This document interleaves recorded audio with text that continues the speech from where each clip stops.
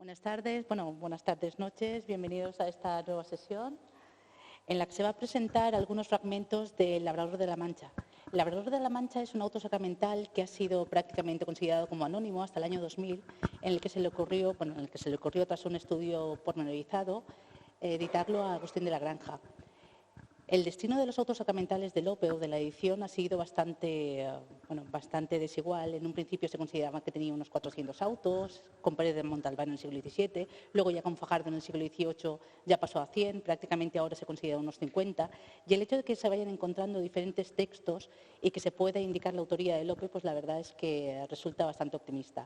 Estos dos textos, el del Bosque de Amor y el Labrador de la Mancha, que fueron editados juntos en el año 2000 en el Consejo Superior de Investigaciones Científicas, son dos textos muy interesantes. Luego veremos en cada uno de los fragmentos cómo son textos muy complejos, con unos personajes muy bien construidos. Y es un texto en el que únicamente hay 6 personajes. La compañía que lo representó en 1615 era la de Alonso de Riquelme, en la ciudad de Toledo, y en un principio la compañía constaba de 19 actores. El hecho de que sean 6 actores, los protagonistas, significa o indica a Agustín de la Granja en ese caso, que generalmente se representaban en 3 lugares al mismo tiempo, de tal manera que todo el mundo pudiera asistir a la representación. Posteriormente, este tipo de textos lo que se hacía era ir pasando de unas compañías a otras, y en 1619 fue representado en Badajoz por la compañía de Jerónimo Sánchez. De tal manera que el auto sí que se ha ido representando poco a poco, pero la autoría ha sido un poco difícil. La consideración de no saber que era de Lope en un principio era porque primero Lope no lo firmaba, lo escribía con bastante premura, lo vendía pronto a los autores de comedias, que eran los que se encargaban de poner todo tipo de notas, adecuarlo a las necesidades de su compañía, y luego posteriormente ya se perdía el seguimiento de esas obras.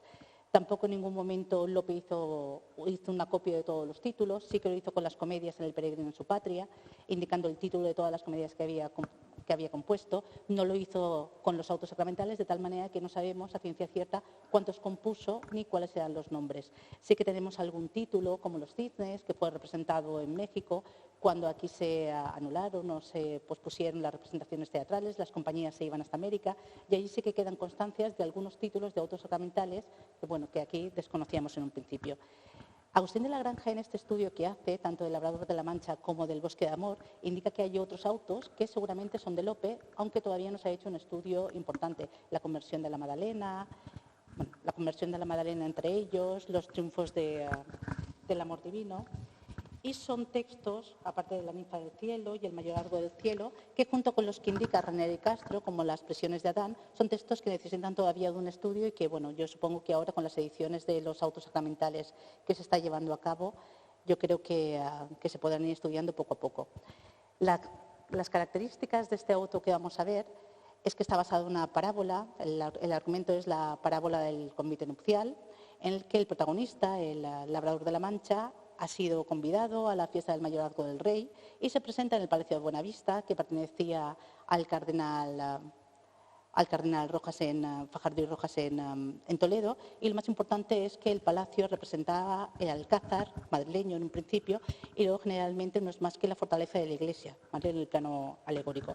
Lo más importante es que en esta parábola, que generalmente se utiliza como argumento, no es la única de Lope. Hay un momento determinado que también utiliza la de los viñadores homicidas, como en el caso de la siega o el caso del heredero del cielo, y en otros casos, ¿vale? De tal manera que las parábolas siempre se utilizan en los autos sacramentales, primero en Lope, luego en Valdivieso y luego, evidentemente, en Calderón, para estructurar los autos. Suelen ser autos muy coherentes y que tienen una estructura muy marcada, de tal manera que quedan cerrados, dan la sensación de perfección y, por tanto, da la sensación de que casi son de Calderón, por la consistencia de los personajes y por la estructura alegórica. Lo más importante del Labrador de la Mancha es que hay un momento determinado que el labrador se deja llevar por la hipocresía. Hay un momento determinado que la hipocresía, que son los personajes que están muy bien perfilados, como comentaba Ana Suárez antes, junto con el personaje de la adulación, y que lo que hace es dominar el mundo cortesano. Le dice cómo tiene que vestir, cómo tiene que hablar, cómo se tiene que dirigir, cómo tienen que ser sus zapatos, cómo tiene que llevar la mirada, hacia dónde la tiene que dirigir, etcétera, etcétera. De tal manera que el labrador, en cuanto entra a palacio, sigue a pies juntillas lo que le dicen. En cuanto ven que su vestido no es el vestido que corresponde, el vestido de caridad, que decía San Gregorio Magno, el vestido que corresponde a la gracia, evidentemente es expulsado. Él se deja llevar por esta situación en un principio como cierto rencor, acaba con el apetito y luego posteriormente la situación no queda otro remedio que acabar en una situación de desengaño. El futuro arrepentimiento lo que hará es conducirlo de nuevo al palacio y ser recibido por el rey, esta vez con el vestido nupcial que le corresponde. Yo supongo que ahora los compañeros lo leerán como magistralmente saben hacer y, bueno, ya les paso la palabra y no molesto más. Muchísimas gracias, Amparo, que como todos habéis visto antes, y los que no lo sepáis, es doctora y especialista en los autos de Lope. Lo que vamos a hacer es una especie de acto, no estaba previsto y al final nos tocó por algunas cosas que nos accidentamos. Yo iba a dirigir este auto para este festival, pero al final no pudimos llegar. Entonces lo que vamos a hacer es una cosa como mostraros cómo va la preproducción, cómo nos estamos documentando para ponerlo en escena y cómo queremos más o menos ponerlo en escena.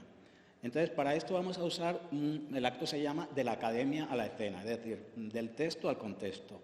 Y el señor Luis Maldonado, que es un señor que es bastante sabido en los temas teológicos, es dominico seglar, nos va a hacer una semblanza del tema teológico en el auto.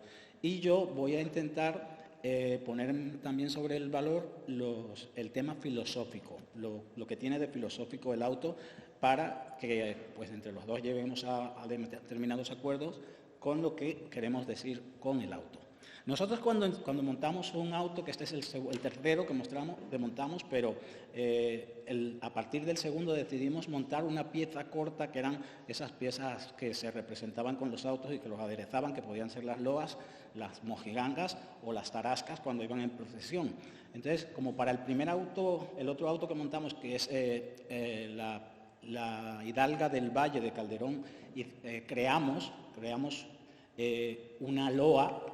En esa loa lo que hace es que el auto sacramental se humaniza, se convierte en personaje y discute mucho con su padre, que es el gran teatro del mundo, acerca de que él quiere volver a la escena. Eso que estábamos hablando antes, de que hay que revitalizar el género. Y él les pone al padre un montón de conceptos para pedirle cómo volver a escena. En este caso, como no queríamos hacer otra loa, pues hemos creado una mojiganga. Pero nos hemos valido de una pequeña triquiñuela para que la mojiganga vaya antes que el auto, porque con eso también nos da oportunidad a introducirlo, como hacíamos con la loa.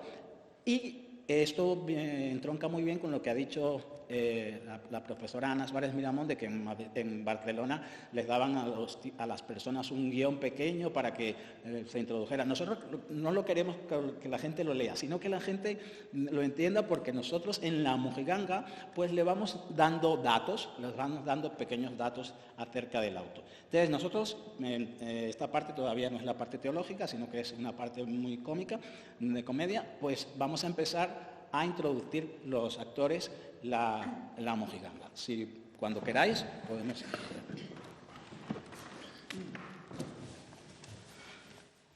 Señoras y señoras, que esto es cosa muy rara, que antes que comience el auto empiece la mojiganga. Hoy por el Corpus debemos aprovechar la demanda. Repetimos 4 veces el auto en toda la Mancha. Hoy por el Corpus debemos aprovechar los pedidos. Hacemos agosto en junio con un auto repetido. A los concejos debemos representar nuestro auto. Ya lo hemos hecho en Membrilla, La Solana y en Bolaños. Pero en llegando a este sitio, el gran concejo de Almagro, el carro volcó por culpa del carretero borracho. Así, el final del camino lo hemos hecho caminando y hemos llegado tan tarde que el público está esperando. Vestidos de mojiganga terminamos en Bolaños y el cochero con premura nos pidió subir al carro. ¡Todos al carro!, nos dijo. Cuando lleguemos al Almagro ya cambiaréis vuestras ropas para comenzar el auto. Veníamos con mucho tiempo, pero en habiendo volcado lo pronto se volcó en tarde y así tarde hemos llegado. Y aquí nos tienen, señores, tan sucios y malogrados que parecemos tarasca más que cómicos de autos. El autor no quiere que nos cambiemos para el auto. Dice que en mudar de ropas, en vistiendo y desnudando, se pasa toda la tarde y el concejo está esperando. Perdonen vuestras mercedes por este desaguisado. Hemos de tocar el orden normalmente acostumbrado. Haremos la mojiganga antes de hacerles el auto. Empiece pues este auto del Labrador de la Mancha, aunque representaremos primero la mojiganga. ¡Vamos! Que vaya de fiesta, que vaya de chanza, que vaya primero esa mojiganga. Pero ¿cuál representaremos si todas van al final? Ninguna del repertorio viene bien para empezar. Aprovechemos que aquí aún no conocen el auto. Haremos una parodia para que quede explicado. Tú serás el labrador. Pero ese es mi personaje.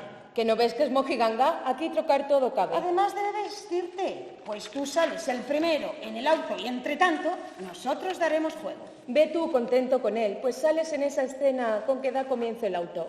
Vamos, que el concejo espera. Gracias.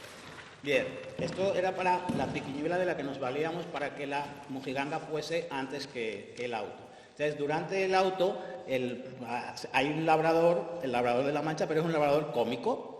Y ese labrador está borracho, se acuesta, tiene unas pesadillas, le salen unos espíritus. Y los espíritus discuten con el labrador acerca de la necesidad de que el auto sacramental vuelva a escena. Ellos chocan entre sí. Era más o menos como lo hacíamos en la Loa, lo que pasa es que aquí los conceptos que se usan son totalmente diferentes, porque además esto es todo totalmente una comedia bastante socarrona, por decirlo de alguna manera, y al final el labrador, que es el que no conoce nada, el que no sabe nada de literatura y el que está borracho, pues les gana la pelea y hace que ellos representen el auto sin contárselo, que el público lo tiene que entender. Pero antes ya le han ido dando detalles, nos tomamos algunas triquiñuelas. Entonces, ya al final, pues el labrador les gana la batalla a esos espíritus que se le han aparecido en esos sueños fantásticos. Así que ahora vamos a acabar con esto. Lo dicho, este labrador parece muy estudiado, parece un Lope de Vega en utilizar vocablos. Será mejor que dejemos la porfía con el menguado, pues nos hará parecer ignorantes redomados. Vámonos a nuestra estancia, a que dé comienzo el auto, y veremos si lo que éste ha dicho da resultado. Demos ocasión al público a que pueda demostrarnos que puede ser entendido en sacramentales autos. Eso sí, para el final concluirán en solitario, pues no habrá final de fiesta, la mojiganga ha acabado. Pongámonos serios, pongámonos bravos, acaben las chanzas, que empieza ya el auto. Madre mía lo que hace el vino. Soñé que me había enzarzado en una gran discusión con espíritus sagrados. Pero lo que más me extraña son las razones que he dado. Pues hablé hasta parecer un filósofo laureado. Les hablé con propiedad del entendimiento humano. Incluso casi les hablo de los neurocirujanos. Hablé como bachiller, con vocablos rebuscados. Solo me faltó enganzar algún que otro latinajo.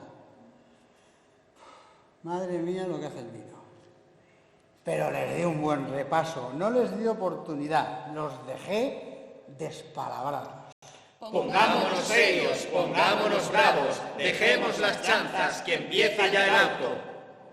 Debo irme allá adentro, que empieza ya el auto y no quiero estar todavía borracho. Pongámonos serios, pongámonos bravos, dejemos las chanzas, que empieza ya el auto. Señores, empieza el auto, acábense ya las chanzas. De Lope de Vega es el labrador de la Mancha. Madre mía lo que hace el vino, hasta presento con garbo. Y con eso pues se da pie a que empiece el auto sacramental, y ahora pues sí que vamos a darle paso a nuestro invitado. Muchísimas gracias, Norton. Buenas tardes, noches a todos. Bueno, pues entre lo que hemos oído ya, pueden ustedes figurarse por dónde va la trama del auto y cuál es el argumento que va a utilizar Lope de Vega. Efectivamente, se va a basar en una parábola que Cristo le dice a sus discípulos, que es la parábola de las bodas del Hijo del Rey.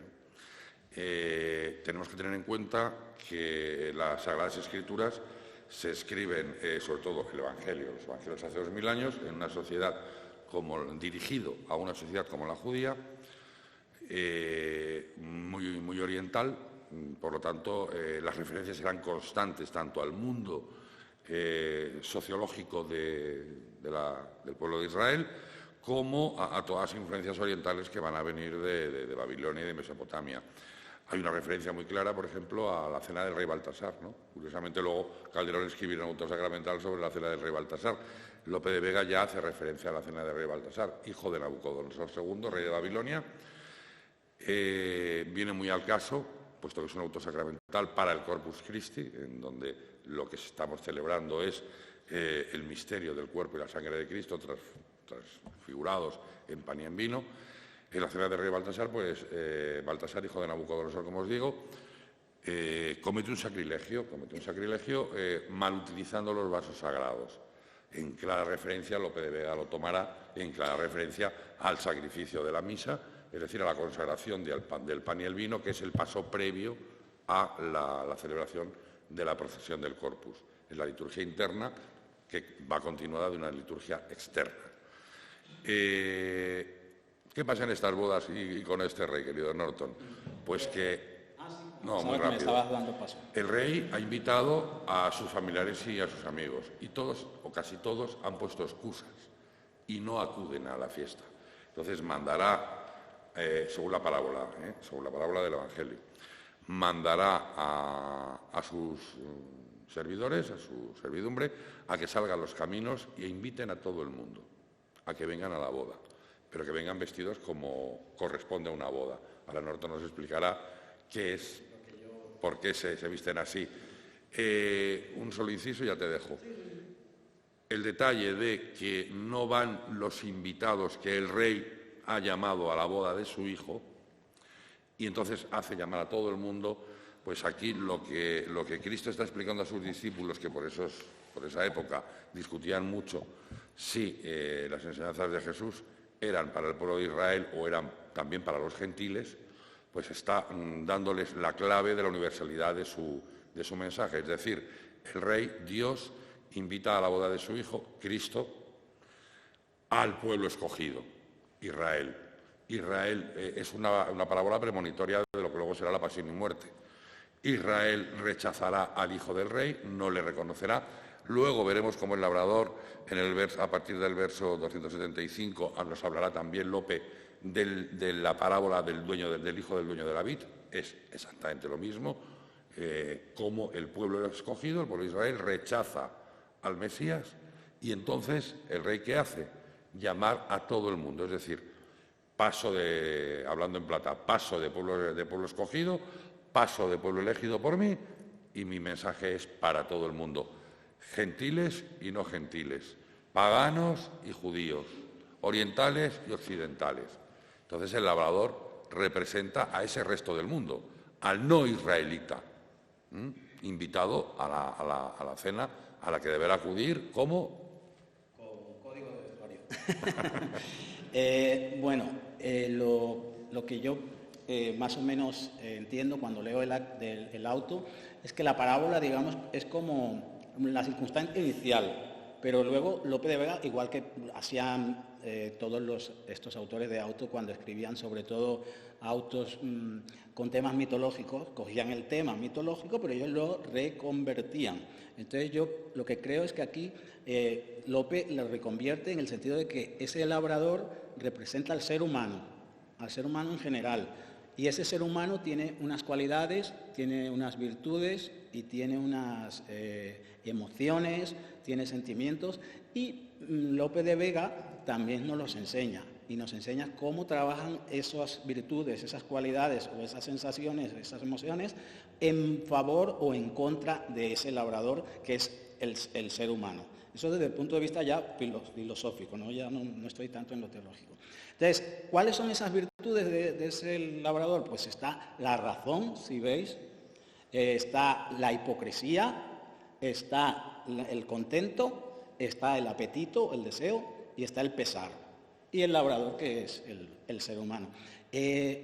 A mí se me ocurre, hoy que estábamos hablando de la alegoría y de cómo hacer que la alegoría adquiera un carácter escénico que puede ser representado de miles de maneras, pues coger esos sentimientos y esas emociones y esas virtudes y esas cualidades y ponerlas a trabajar como en una maquinaria para crear a ese ser humano. Esa es más o menos la idea que tenemos de cómo lo vamos a ir montando.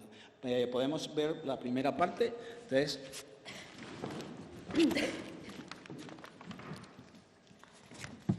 ya donde alegre caminas, el dorado alcázar ves, a quien sirve el sol hermoso de cubierta y capitel. Esta es la dichosa casa, y este el divino Aranjuez, que llamaron Buenavista, por ser casa de placer, en cuyos bellos jardines ámbar respira el clavel, bálsamo las dulces fuentes, que no dejan de correr. Aquí vienes convidado, envidia me das a fe, pues comerás en las bodas del mayorazgo de un rey. Bien, el Contento le está describiendo cómo va a ser la fiesta, cómo va a ser la comida, cómo es el palacio, cómo están los invitados, y de pronto se da cuenta de que no lleva el código de vestuario adecuado. Ay de ellos, si ansí no es, he mirado tu vestido y me parece, par 10, que en nada tú lo mereces, aunque más bizarro estés. Contento, pena me das de oírte, si puede ser que, siendo en tu ser alegre, a quien tratas penas des. ¿Qué diferencia has hallado en mi vestido y de aquel que con más galas le adorna y con más virtud se ve? Del rey que aquí me convida, guardo con rigor la ley, obedezco sus preceptos suaves, aunque ya son 10, doy limosna, ayuno y rezo. ¿Este no es hábito en quien hay prendas y por quien puedo estas honras merecer? Entonces, desde dentro de la fiesta lo llaman: vengan de boda vestidos los que aquí son convidados, que son muchos los llamados y pocos los escogidos.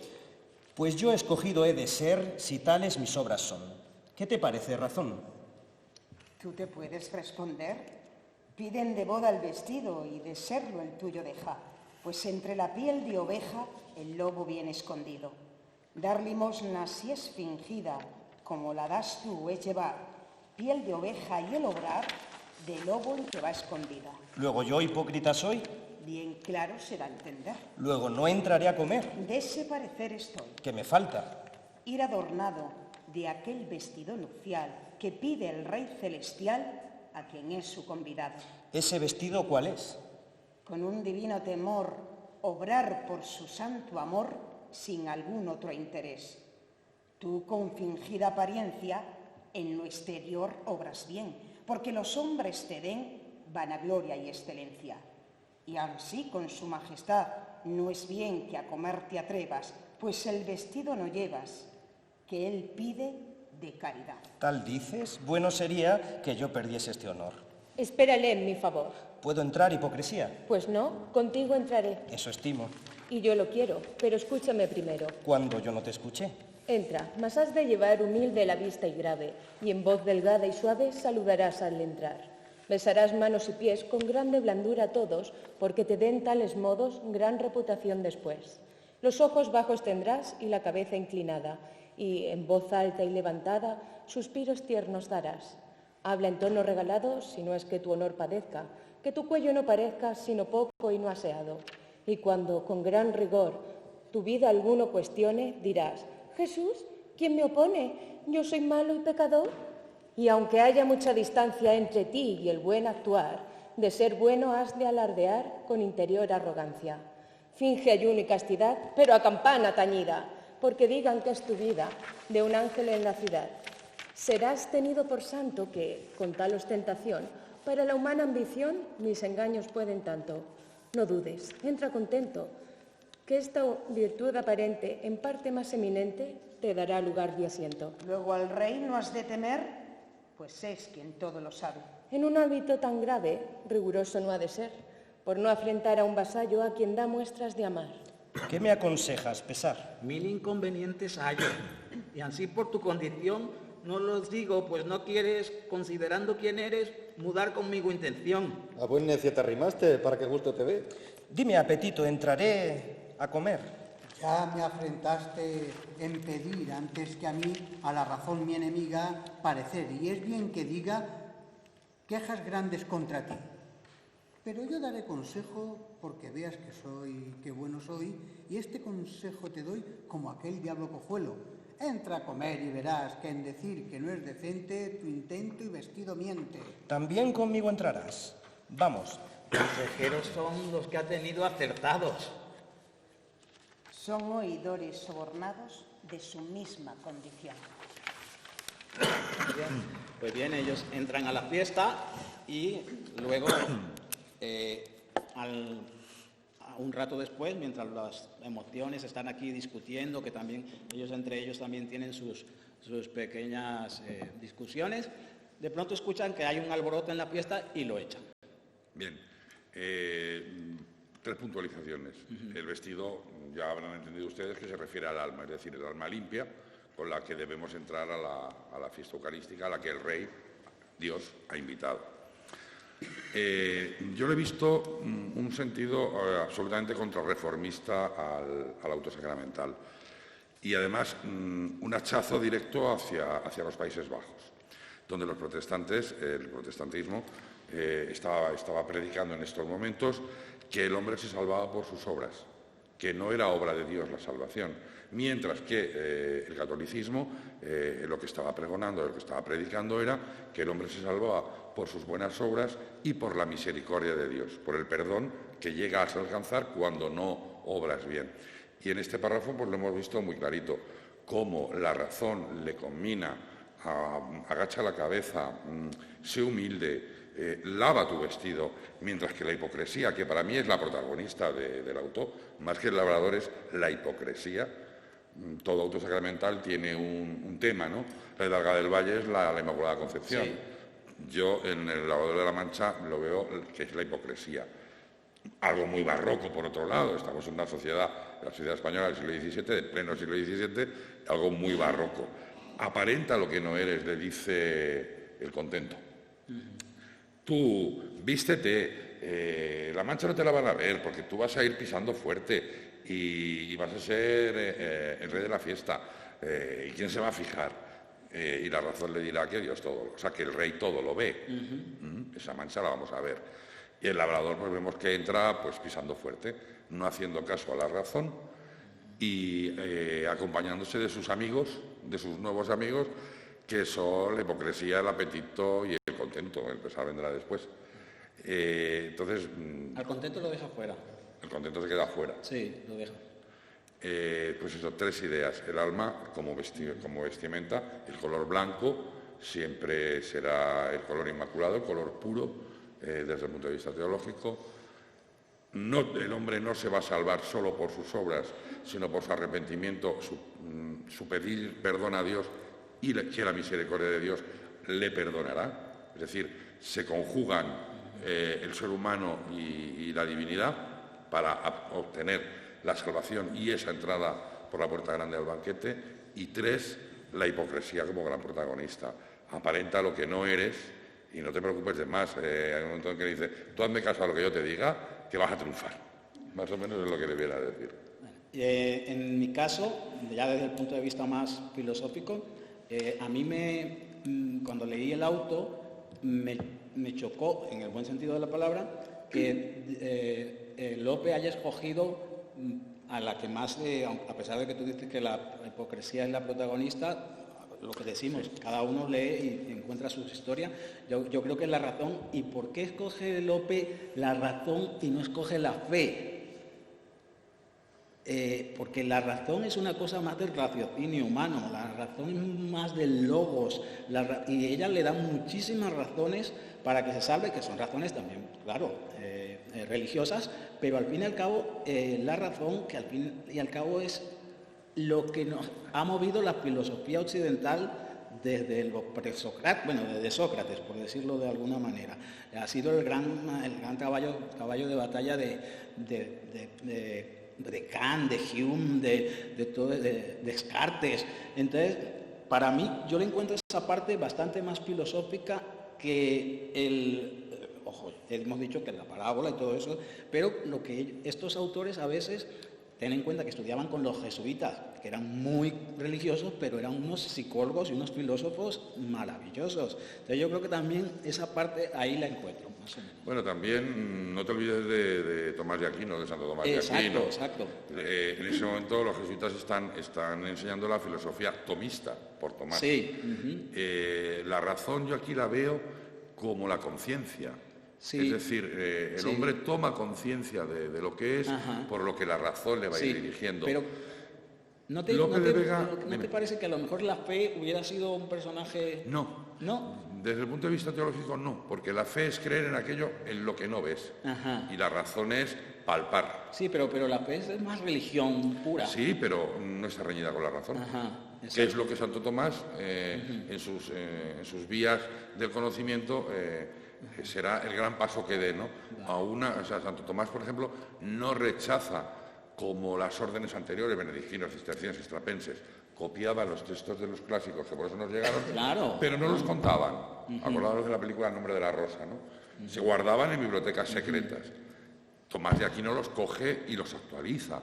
Y dice, pero ¿por qué no? Que incluso lanzó una teoría arriesgadísima, pero que tuvo vigencia incluso en el siglo XVII, que es que Platón y las sibilas, estamos hablando de personajes absolutamente paganos, Santo Tomás de Aquino los ve ya como premonitores de... Si tenemos en cuenta que la llegada de Cristo al mundo es el culmen de la historia de la humanidad, pues estos griegos ya lo premonizan, es decir... lo auguran. Entonces, no me extraña a mí que le dé el papel al protagonista. A ver, protagonista es la razón, por supuesto. Igual me he explicado antes mal. La hipocresía, más que protagonista, es el tema. Tema del auto. ¿A dónde nos lleva la hipocresía? Y como les decía, algo muy barroco. Nada es lo que parece y esto es un juego de espejos. Estamos ante un juego de espejos. Bien.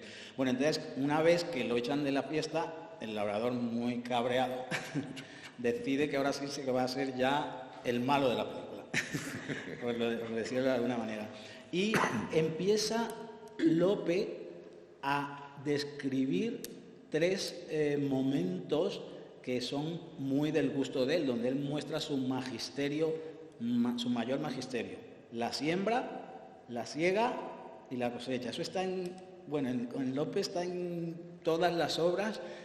Ya ves tú en Fuente Ovejuna, tiene unas escenas de siembra y de labradores y de tal, preciosas. Entonces, ahí ya Lope se hace maestro. Y en un momento dado, yo estoy pensando, sí, porque se está hablando de religión, de los 7 pecados capitales, no sé qué y tal, pero en un momento dado, esta obra podría parecer parte de una comedia.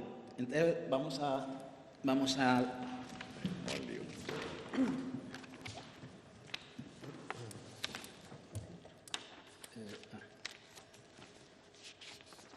¿Dónde estábamos? Verso 265. Vale, vos dentro. Amigo, di cómo entraste sin el vestido de boda. Sal fuera, que conocidos han sido ya tus pecados. Que son muchos los llamados y pocos los escogidos. De la cena le despiden. Sin responder obedece. Su delito le enmudece, por él sus glorias se impiden. ¿Tal agravio se consiente? ¿Que le llame y le despida? ¿A qué os supo la comida? ¿Que así se enoje y me afrente? ¿Fui yo adúltero homicida como el pastor de Isaí? ¿Quité cual él para mí la oveja al dueño y la vida? ¿He sido egipcio obstinado con portentos impaciente? ¿Hice fuga inobediente como el profeta anegado? ¿Manché el casto matrimonio de la que abonó Daniel o soy cambiador cruel como el que dejó el telonio? ¿Mi pecado acaso pudo ser más que el del sabio rey? ¿Quebré tablas de la ley como el otro tartamudo? ¿Quité la viña a Nabot? ¿Soy Nembrot en la locura? ¿Atrevíme a la hermosura que en Sodoma guardó Lot? ¿Levanté el fiero bastón contra un Abel invidioso? ¿Tuve de Absalón hermoso la patricida intención? Pues si mi culpa no sube hasta el aquilón ligero, donde el primer bandolero quiso hacer silla de nube, como ansí soy afrentado y el rey con dura sentencia me arroja de su presencia, siendo a su mesa llamado. Si por no ser noble fue, otros a su lado vi que no los estimo allí para suelo de mi pie. Cuanto más que él propio dijo que al pobre, al malo y al bueno, al rico y de honores lleno, a las bodas de su hijo convidaba. Si es ansí, puesto que yo mozo soy y del convidado estoy, ¿por qué me despide, di? Al malo y al pecador dices verdad que convida, mas no para que en su vida mala coma o en su error, sino para que a comer llegue con alma tan pura que hoy deje a la nieve oscura el que fue tan malo ayer.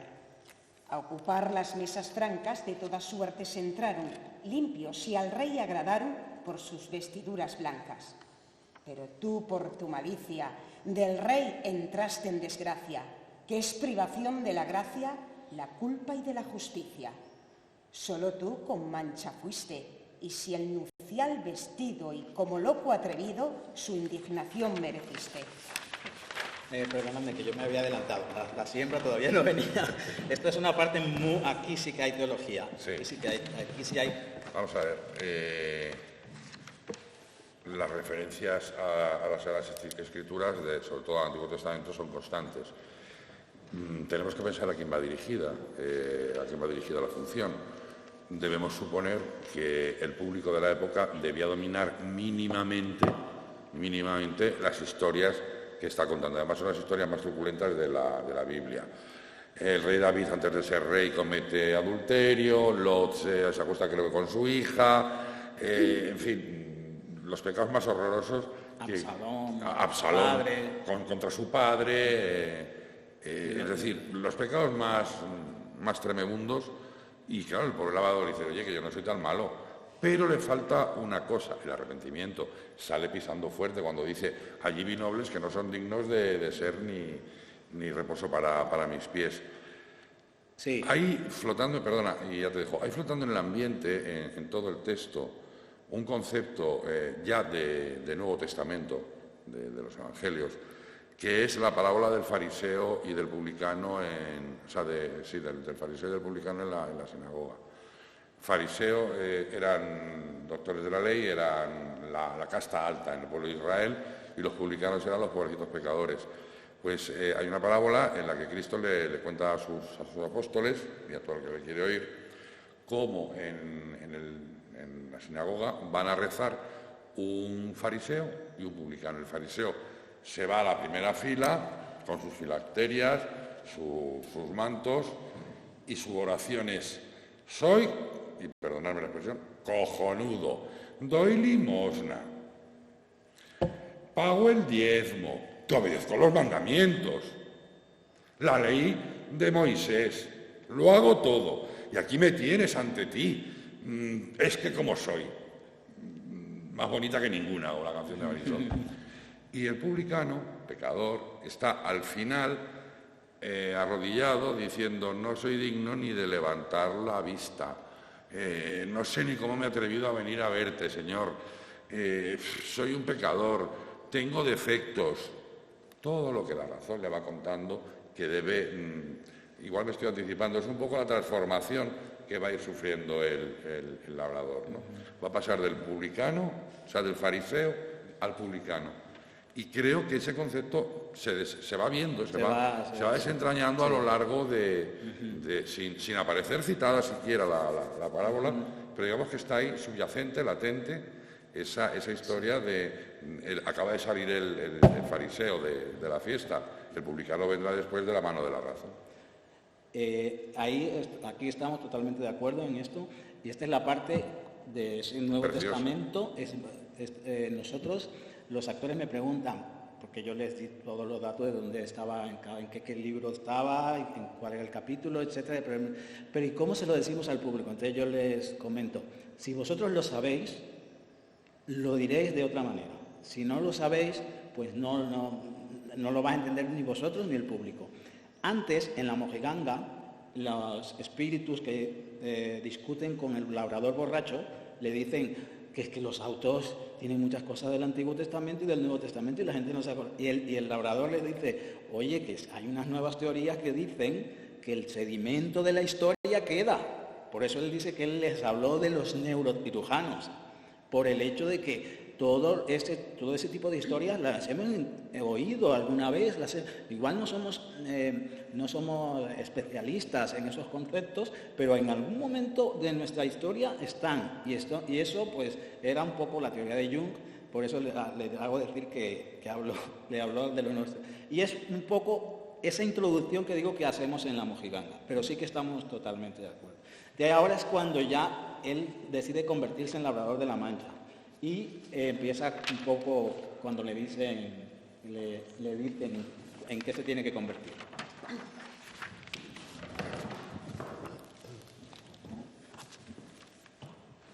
Calla, pesar. No sé qué remedio intente para buscar mi consuelo. Uno te daré que el cielo corone por él mi frente. Labrador, por el pecado primero el hombre quedó y a ti también te alcanzó que no fueses preservado. Luego, si eres labrador y con mancha por la cual de aquella mesa imperial te despiden con rigor, bien te podemos llamar labrador de mancha a ti.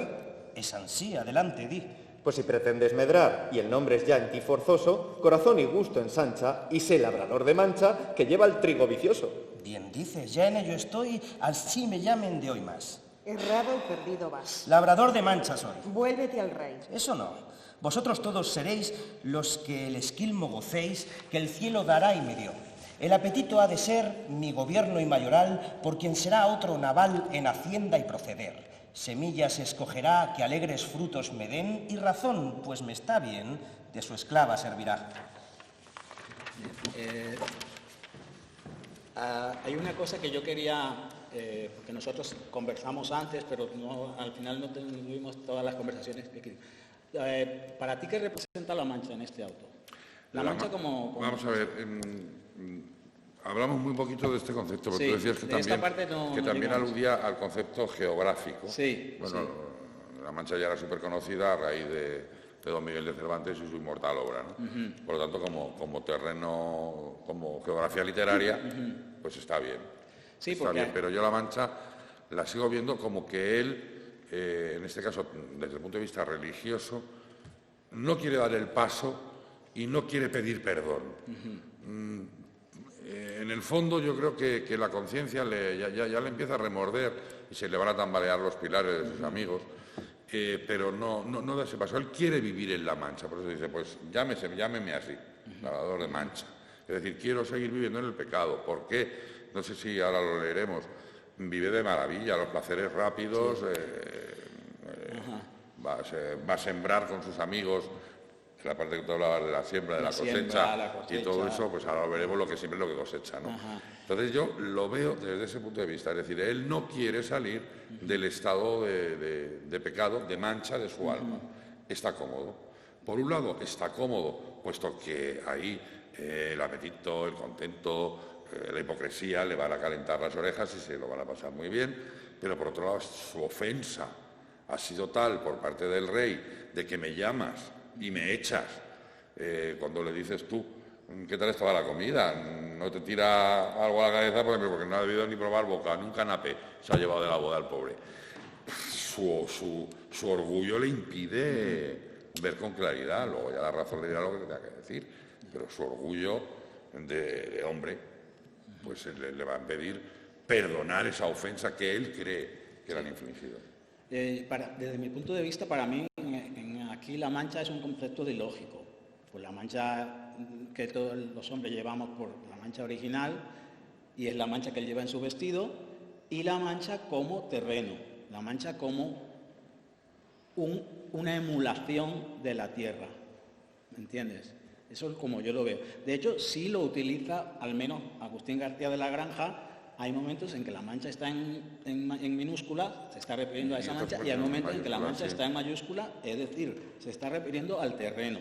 Pero en ese terreno es como si este hombre es la emulación del ser humano. Yo creo que para mí, desde el punto de vista en que yo estoy enfocando el auto, la mancha es la tierra, es una emulación de la tierra. De hecho, pues luego él se va a otros montes, es cuando ya al morir y al llegar a Dios, pues él se va a una tierra mucho, mucho mejor, no va a pasar las penurias que pasamos en la tierra. Entonces yo creo que para mí ese sería el concepto. No está muy alejados uno del otro. No, ¿verdad? No está muy alejados. Bueno, vale. Bien, entonces ahora pues ya se convierte en labrador de Mancha y mirad lo que va a sembrar. Malo, malísimo. Sí.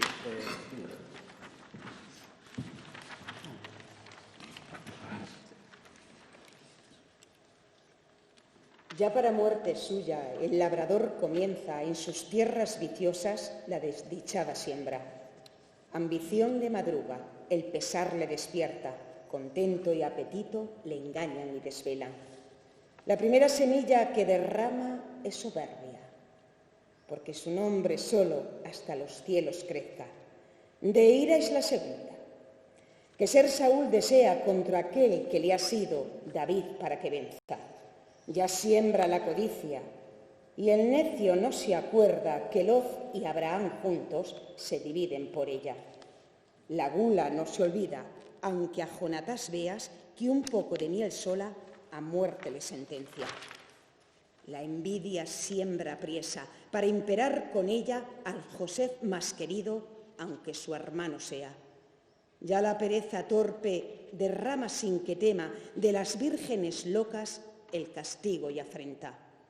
De la torpe lascivia mayor cantidad siembra, que quiere ver del alma las trojes siempre llenas. ¿No adviertes, ignorante, que esa semilla enferma anega el mundo en agua y las ciudades quema? Ya cesa en el trabajo, ya los sembrados riega, con culpas de deseos de quien el fruto espera. Ya florecen y espigan, que el lino nace apenas, cuando sin detenerse se desvanece y seca. Ya esperan que maduren, que presto a sazón llegan, con los consentimientos de la voluntad ciega. Ya el labrador de la Mancha, para no salir de ella, en ocio y fiesta vive, mientras su agosto llega. Bueno, pues lo que ha sembrado son los 7 pecados capitales. Eso no hay. Es una maravilla de texto, efectivamente. Sí. Siempre los 7 pecados capitales.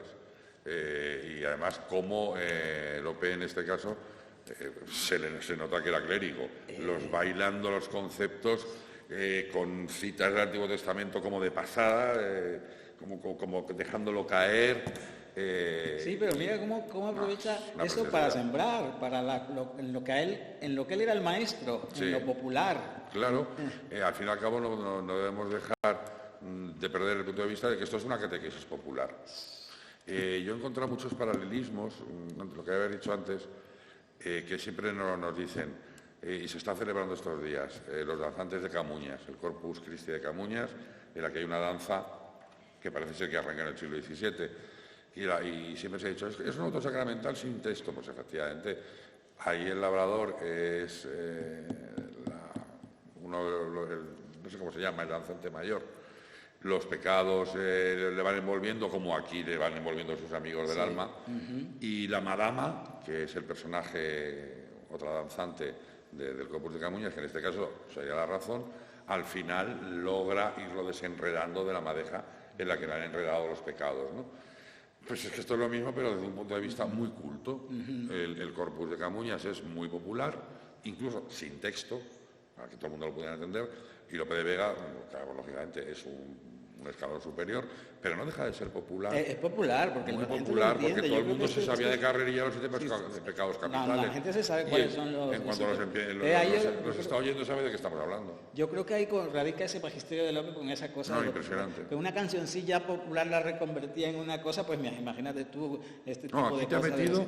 Te ha metido la historia de la salvación en 20 versos, 30 versos. Sí, además un romance muy fácil de digerir. Muy fácil de digerir, sí. Una preciosidad. Ajá. Bueno, pues entonces él ya cree que porque ha sembrado mucho y se va a volver una persona, un potentado, todo el mundo le va a servir y le va a rendir pleitesía, etcétera, etcétera. Pero después se da cuenta que no todo es el dinero, no todo es la potencia. No es solo todo lo que reluce. Exactamente.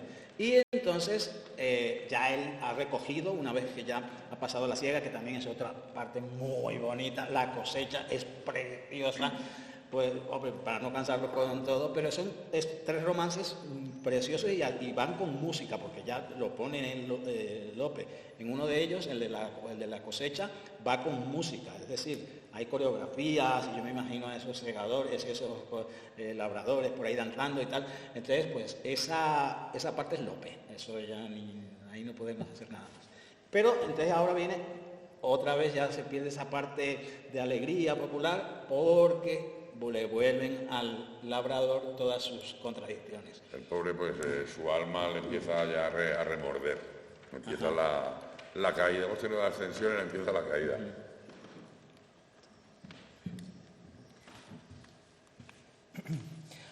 Gozada ya y desfrutada la siembra y la posesión, queda de su pretensión la voluntad descansada, que de regalos hallé que sin ella no tenía. Bien haya el dichoso día que tal semilla sembré. Procuraré conservarla mientras durare la vida, que con ella entretenida mucho más vendré a estimarla. Pero ¿cómo solo estoy cuando tal bien por mí pasa? De la gente de mi casa, ¿cómo ansí olvidado soy? ¿Contento? No me responde. ¿Ambición? No quiere oírme. ¿Por qué queréis afligirme? Mal mi amor se corresponde. Apetito, tú tampoco, siendo tan fácil de oído, respondes. Desdicha ha sido que me obliga a volver loco. Pesar, ¿no me oís llamar? Aquí estoy, ¿qué es lo que quieres? Conmigo tras los placeres, ¿solo ha quedado el pesar? Después de haber ya gozado el deleite y dulce amigo del vicio, ¿solo conmigo pesado has quedado? Tras un siglo de esperar el gusto tan deseado, en mi casa y a mi lado, ¿solo has quedado pesar? Sí. No te queda nada más. Es una reflexión muy fuerte. Sí, sí. De todos los amigos que ha llevado al final. Cuando ya cae en la cuenta de lo que ha hecho, ¿no? de su error, de su pecado, lo que queda es pesar. Sí, exactamente. Es fantástico. Ajá. Entonces, cuando ya se ve que el dinero no lo puede todo, que no todo es oro lo que reluce, como decía Luis, pues ya empieza un poco a escuchar a la razón, a escuchar su conciencia, a escuchar su razón. Aquí hay una contraposición entre lo que le han ofrecido, que es el placer rápido, el placer, el gozo, el disfrutar del carpe diem, frente a lo que le ofrece la razón, que es un camino un poco más tortuoso, pero ella lo que le está ofreciendo son los placeres ya in eternum, para siempre, ¿no? Y aquí es donde nos estamos dando cuenta de que al final queda el pesar. He practicado la lujuria, he comido, he bebido, he sido vago, los 7 pecados capitales. ¿Y qué me queda? El alma se queda vacía. La conciencia. Tenía un resacón. Tenía un resacón importante. El alma se le queda vacía, la conciencia le pega en el corazón y queda el pesar. Si es que era muy maestro Lope. Sí. O sea, desde el punto de vista teológico es que es impecable. No hay ni un pelo que ponerle porque es fantástico. Además, cómo va trayendo y cómo va hilando. Ajá. Bueno, y entonces ya empieza a escuchar a la razón, que la razón ahora le cuenta al ser humano qué es lo que tiene que hacer, porque cuál es el camino a seguir. El camino a seguir. Considéralo y advierte, porque convencerte pueda que tras el deleite queda solo el pesar y la muerte. Pero al contrario será, si seguir la virtud quieres, pues sus fines son placeres de un bien que fin no tendrá. Si en tal consideración no te sujetas y mueves, mira lo que al rey le debes, conoce tu obligación. Creó para tu sustento de regalos variedad, el ser y la calidad te dio de cada elemento. Creó estrellas que pisases, tierra alegre en que anduvieses, ojos de luz con que vieses, vida con que lo gozases. De ángel te dio el entender, de animales el sentir, de las piedras el sufrir y de plantas el crecer. Hizo en ti una breve suma de cuanto hizo con tal modo que eres el todo de todo cuanto el cielo, tierra y suma. Tu semejanza tomó y la vistió de la suya, y sin culpa por la tuya, muerto de amores murió. Clama con voz de trompeta que las sentencias pronuncias y mis pecados anuncia, como lo dice el profeta. Clama, razón, que a tus voces, a quien yo negué el oído, como a fuente el ciervo herido, vengo con pasos veloces. Razón, tu razón oí, pero no cuando sembré, y bien se me luce a fe en el fruto que cogí. Pensé que el alma quedara de mi siembra y mi labor con gran cosecha de honor que con hartura gozara. Y por ser en mancha hallé, ¿qué es para el que en ella espera? Más estéril que si fuera el monte de Gelboé. Si espero que en ella llueva, veo el mal, que es bien me asombre, pues porque cuadre a mi nombre, hielos y dureza nieva. Ya el alma me desengaña del esquilmo producido, pues en vez de trigo ha sido vanidad, muerte y cizaña. De aquí quiero despedirme y de tu favor valerme, por no acabar de perderme. Si con propósito firme de dejar tu mancha estás, labrador, y de mí fías, la hiel del pez de Tobías en tu ceguedad tendrás. ¿Puedes tú darla? Bien puedo. ¿Qué esperas? Has de salir de la mancha. ¿Y dónde he de ir? Que alegre en oírte quedo. Llevaréte a un alto monte lleno de tierras y fuentes, cuyas fértiles corrientes son del cielo el horizonte. Allá serás labrador, que en él una viña está, donde el jornal que se da es de inmensible valor. Y si mis consejos calzas, haré que el rey enojado te admita por convidado y siéndolo lo complazcas. Vamos, razón, que el deseo de seguirte y de este bien da priesa. Labrador, ven. De ti mis venturas creo.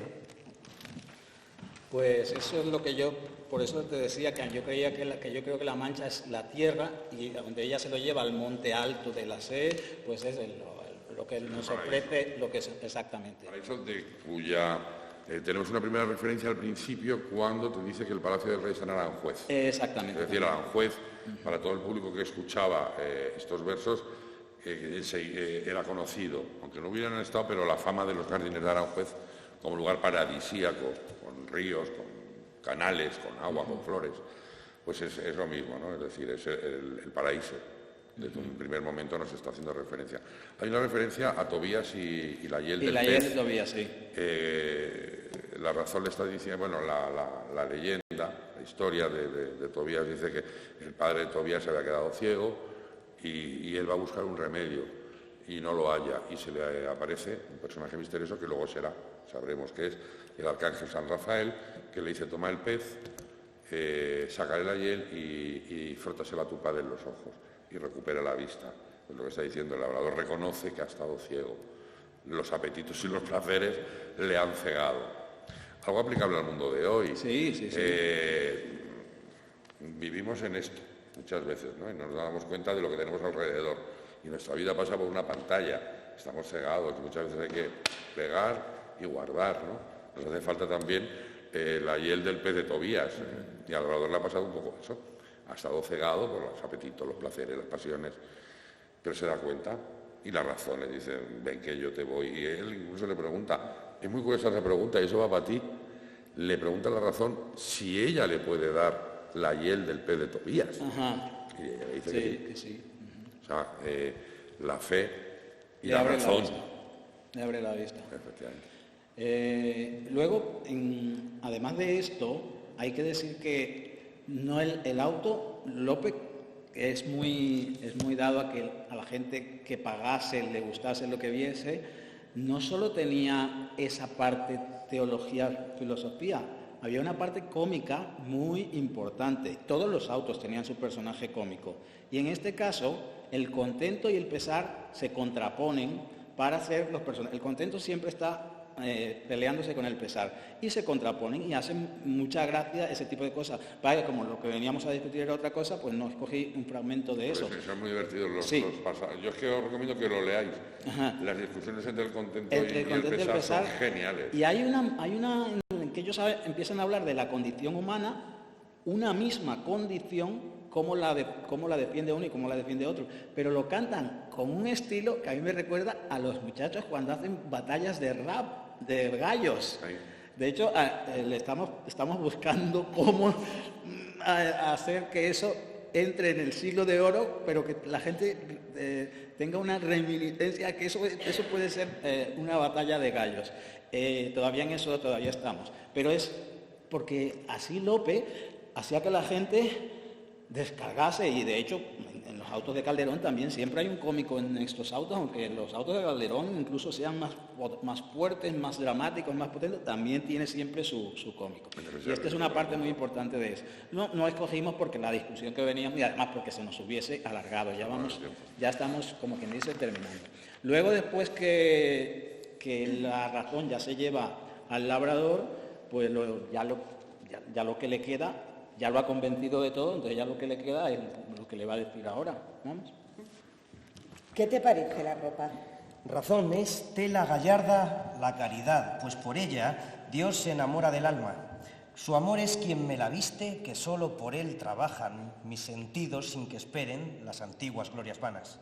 Este es el nupcial vestido que él te pide, cuya gala enriquece a quien le viste con dotes de gloria y gracia.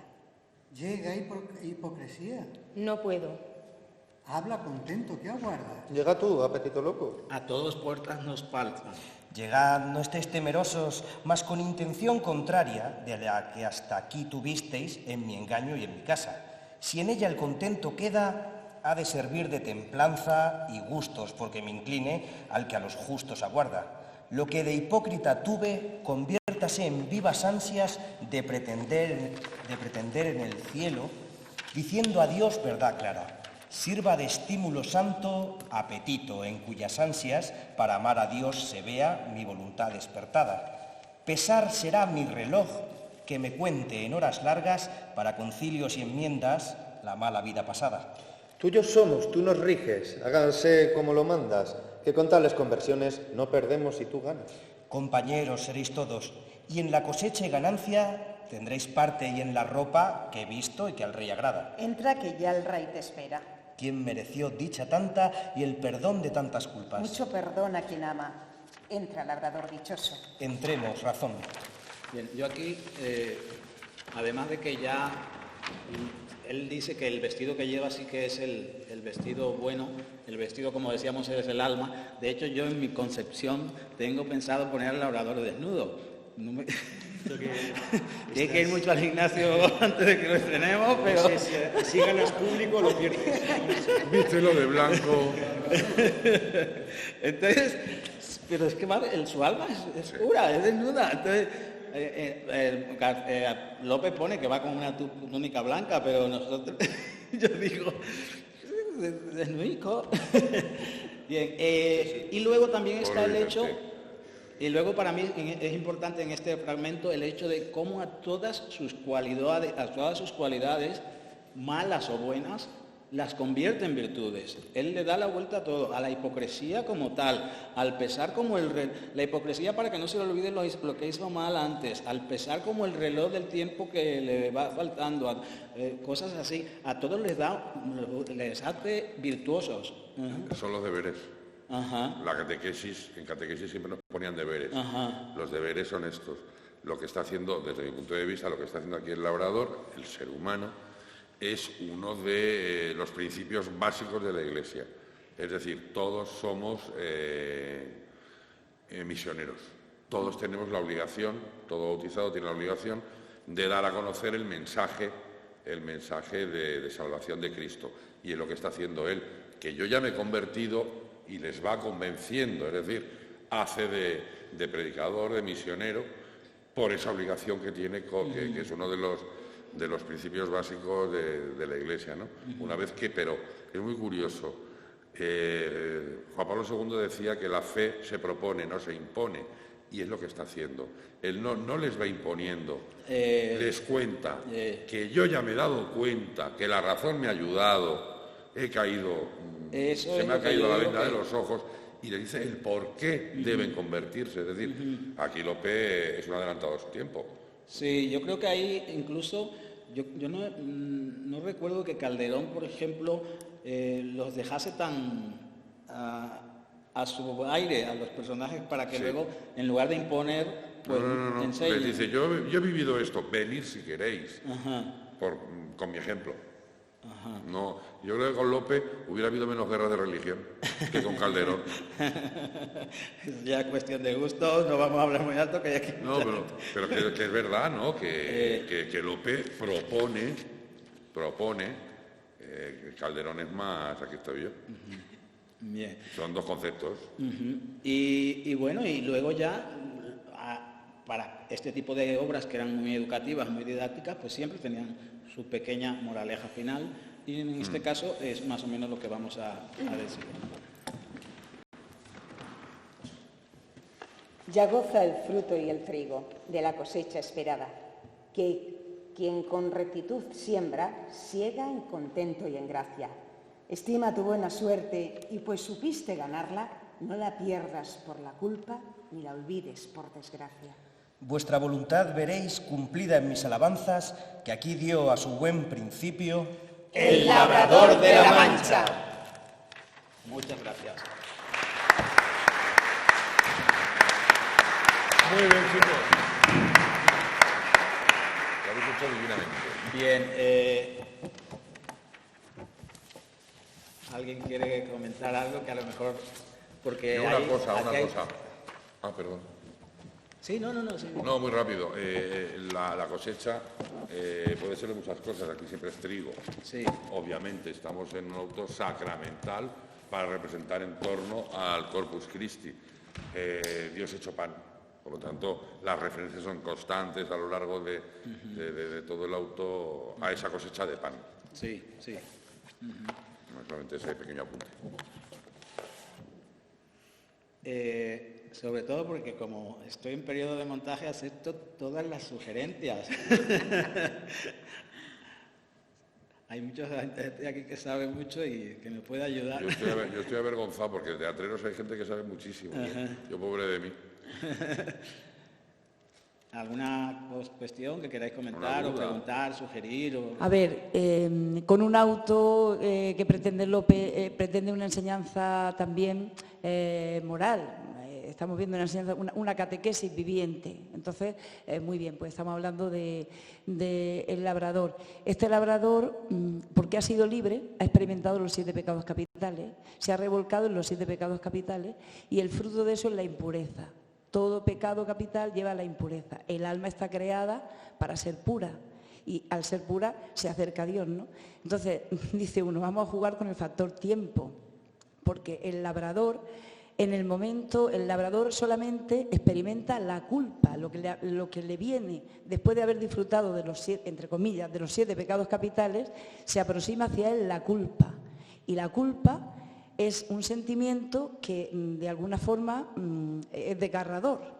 Entonces, cuando es desgarrador se da cuenta y entonces cuando recapacita y cuando quiere ir proponiendo, no imponiendo, proponiendo, bien.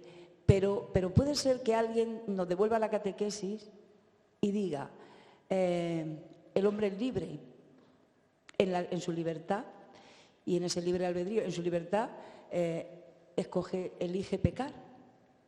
El pecado es una falta de luz, ¿no? Si yo elijo el pecado, realmente, no sé si entenderéis esto que para mí siempre es un misterio, ¿no? Es decir, cuando yo experimento el pecado, realmente me doy cuenta de mi indignidad y es cuando puedo ser un auténtico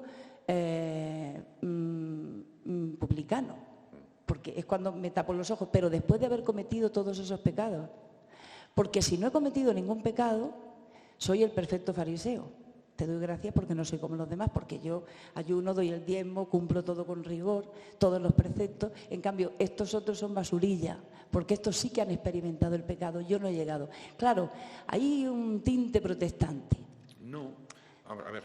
Es lo que yo quiero preguntar, quiero decir, ¿no? Es decir, si yo rezo consciente que todo me viene de Dios, pero me pongo a trabajar como si todo dependiera de mí, que recuerdo a Ignacio de Loyola, ¿no? Qué difícil es que el hombre que trabaja, o sea, el hombre que se esfuerza y que trabaja como si todo dependiera de él, rece consciente que todo le viene de Dios. Porque al final, si yo me levanto es porque he sido puntual. Si yo no me acerco al vicio es porque he dicho, me voy del vicio. Y al final soy yo, en mi soberbia, el que me merezco la salvación. Y el fariseo no merece nada. Pero para no merecer nada, se ha tenido que dar cuenta que él está sucio, es decir, que él ha cometido todo ese tipo de pecado. Entonces, claro, dice, cuanto más pecas, más te acercas a Dios. Que sería casi una herejía, ¿eh? Pero quiero decir, cuanto más experimento... Una paradoja. Cuanto más experimento el fruto del pecado y verdaderamente me arrepiento del fruto del pecado, es decir, la cuerda que a mí me une a Dios, cuando yo la corto por el pecado, se hace un nudo. Y al hacerse un nudo se acorta. Claro. No sé, esto es mucho más teológico de lo que es, pero que a mí me suscita ver todo esto y ver esta generación nuestra y ver los 7 sacramentos y ver que ahora mismo dice uno, bueno, pues qué cantidad de gente comulga y qué cantidad de gente se confiesa. El sentido de la culpa de esta generación del siglo XXI, el sentido de pecado, de estar manchado, de estar sucio, se ha perdido. Entonces, no sé, son muchas cosas. Son muchas cosas, efectivamente. No es una teoría protestante, lo he dicho al principio, el carácter que yo le he visto contrarreformista al texto de Lope, ¿no? De que no solamente me bastan mis obras para salvarme, sino también la ayuda de Dios, en este caso representado por lo que la razón le va contando, ¿no? Y la misericordia de Dios, que al final es la que me va a perdonar y la que me va a limpiar el traje, junto con mis obras. Todo depende de Dios, pero hablo como si dependiera de ti, lo que decía San Ignacio. Has introducido un tema pues como muy interesante, ¿no? Que es el concepto de culpa hoy. A lo mejor si tuviésemos un poquito más concepto de culpa o supiésemos, y ya incluso no hablo desde el punto de vista religioso, ¿no? Sino sencillamente desde el punto de vista filosófico-moral. Sí, exacto. A lo mejor si tuviésemos un poco más sentido de culpa, hoy, tema de actualidad, la sentencia del Tribunal Supremo contra la manada, que ha considerado que ha sido violación, gracias a Dios, y les han cascado 18 años a cada uno, no 4 como habían dicho. Pues a lo mejor si tuviésemos sentido de culpa no cosificaríamos a la mujer, en este caso, ni abusaríamos de ella como de un juguete, porque como todo vale, a lo mejor si tuviésemos sentido de culpa no derrocharíamos como derrochamos el primer mundo y nos fijaríamos más en el tercer mundo y en por qué nos vienen en pateras, ¿no? Porque a lo mejor es que hemos pensado que la culpa es nuestra porque no tienen lo que necesitan en sus países de origen, porque en tiempo no lo llevamos o nos lo seguimos llevando crudo. Es un concepto hondo, que creo que para este caso nos extralimitamos, pero que están representados, o sea, que está recogido aquí, yo estoy convencido que sí, el libre albedrío, el hombre es libre de pecar o no, libre de coger un camino u otro, pero siempre tendrá la misericordia de Dios, que en este caso es vente a mi boda ya que te has lavado y toma mi mano y sube, o no, ya tú decides. Se dice que la religión judaica, y luego recogido por la tradición judío-cristiana, que lo que siempre introduce en las religiones antiguas el concepto bárbaro del libre albedrío, ¿no? Ya en los pasajes del libro del Génesis, ¿no? Ahí tienes el árbol del bien y del mal, come si quieres, si comes sabes la que te espera, pero eres libre de comer o no comer. Y ese concepto ha llegado a nosotros. Otra cosa es el concepto de culpa, que como tú bien dices, ahí hay tela. La culpa, hombre, hay bastantes autos que tienen a la culpa como protagonista también, eso también es importante. Si quisiésemos nuestro anterior acto, la protagonista es la culpa. Entonces, probablemente la gente joven que vaya a ver ese auto, no sé si te lo tome porque yo pequé y luego me tengo que sentir culpable, sino que la culpa empieza ella siendo la soberana de todo, tiene llevada a la naturaleza por esclava, etc. Pero ese concepto de que porque ahora me siento culpable, no, sino que la culpa es poderosa, se ve como poder. Entonces, bueno, no lo sé hasta qué punto un joven o una persona joven hoy en día entienda ese concepto en el sentido ese de que por la culpa, como me siento culpable y me confieso, pues ya entro en el reino de Dios, pero ese era un concepto bastante arraigado en el siglo de oro. Mira el burlador de Sevilla. Pero hay una cosa que dice la razón en este auto, lo de confieso y entro en el reino de los cielos, pero la razón se lo indica, pero dice, pero de corazón. Sí. De corazón, es decir, no... A ver, es que a lo mejor hemos heredado una religiosidad muy de andar por casa, ¿no? Incluso la gente joven, el concepto de pecado no lo entiendan, mientras que igual entienden el de responsabilidad o culpa, porque son conceptos que les lleguen más. Y el concepto de confesión de María Purísima, pum, pum, pum, 3 pasos de María, y me voy por la calle y fuera, y vuelvo. A ver, ¿puedes volver a pecar? Sí, ¿vas a volver a caer? Pues seguro. Pero por lo menos tienes ese corazón abierto a recibir ese perdón, ¿no? Y a rectificar aquello que has hecho mal. De verdad, no con el traje de la hipocresía. Es que podríamos estar horas. Sí, porque es que eso tiene bastante tela. Sí. Es que ahora me meto en tu terreno y en el tuyo. Qué grande Lope. Es que tú vas escuchando y vas leyendo o vas viendo y parece como que se le caen los versos, ¿no? Como que es una cosa como de andar por casa, pero cuando empiezas a escudriñar, ¡uf! Es un tratado. Bien, quería preguntar si no os parece este auto, después de haberlo leído, muy verosímil. Quiero decir, vale, las cosas se aprenden de los libros o se aprenden de la vida. Y yo creo que aquí hay mucha vida, mucha jugo, mucho el haber metido la pata muchas veces y decir que, creo que me he pasado, ¿no? Y yo creo que aquí hay mucha piel de Lope dentro del auto sacramental. Esa es una de las ideas. Y la segunda, que es que a mí me llama mucho la atención, que es profundamente, y lo habéis dicho, pero yo creo que no lo habéis dicho, que es muy racional.